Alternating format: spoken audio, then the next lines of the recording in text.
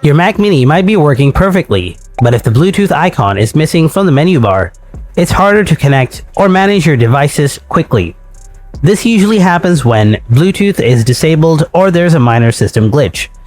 Most users don't realize how simple it is to bring it back until they need it.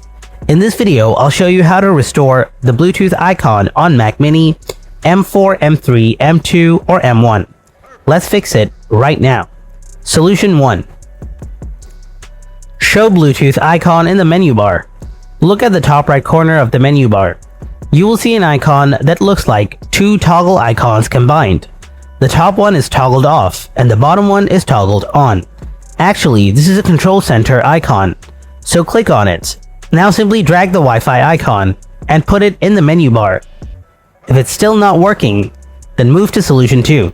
Solution 2. Open up the settings, then tap General. Next, tap Software Update. If you see any updates available there, then install them. Hope it works. Thanks for watching, and I'll see you in the next video.